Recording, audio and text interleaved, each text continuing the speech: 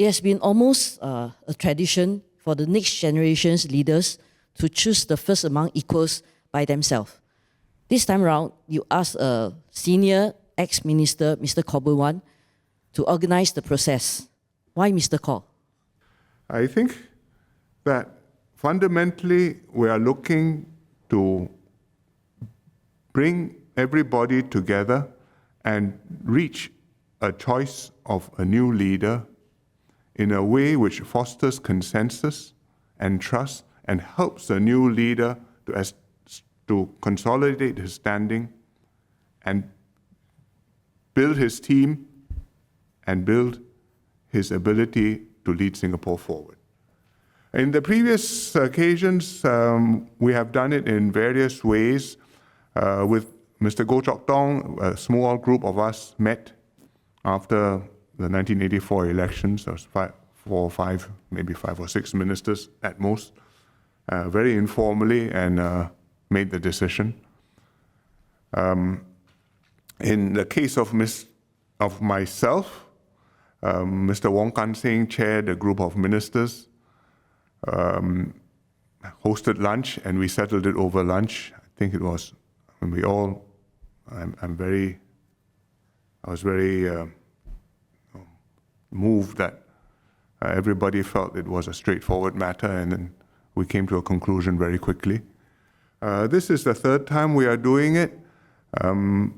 Last year, Mr. Heng Swee Keat, after having been selected, decided to step aside.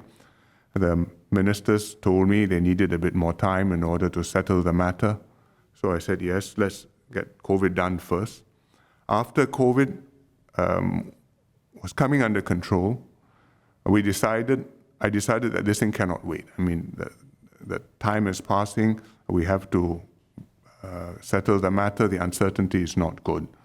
So last year, towards the end of the year, I told the ministers, and I said at the party convention, that now that COVID is coming under control, we have to deal with this matter. And we discussed with some of the ministers what would be a good way to do it, and to do it in a more systematic, thorough and way which encourages candor and introspection and objectivity, yet without impairing mutual relations and trust amongst the team.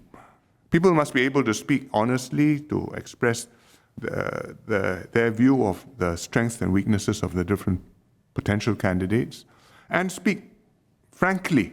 What do they worry about? What do they feel comfortable about? Whom they would like to support? But do it in such a way that the views can be put together. If there are different views, well, if there are different concerns and different views and different concerns, then the concerns can be surfaced without it being a personalized, I like you, I don't like you matter. And then people can think it over again and maybe reconsider their conclusion, but we want you to be in a collected, dispassionate, almost Zen state of mind when you say, I think for Singapore, this is the best choice.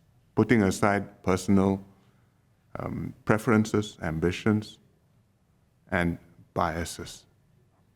And we felt that a more systematic way of doing this, rather than all sit down and then we nod our heads politely,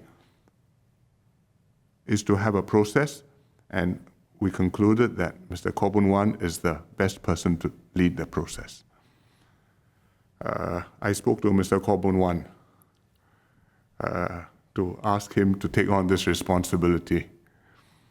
He listened to it.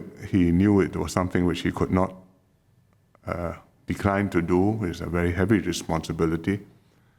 And he thought over how he would approach this process, and he talked to each one of the stakeholders individually. The stakeholders, meaning the ministers, excluding me and the two SMs, and plus Ng Chee Meng in NTUC and Tan Chuan Jin, Speaker. NTUC because he was because NTUC is important, and Ng Chee Meng was involved in the previous decision which settled on Mr. Heng Swee Keat, and Tan Chuan Jin, because he also was involved in the previous decision and is now Speaker. And the process proceeded after the budget, took about a month, and it has brought us here today. I think it's a different way of doing it. It worked. Next time, we will have to see how we can, whether we do it this way or we can improve it further. But I think we take it one step at a time, and it has worked well for us.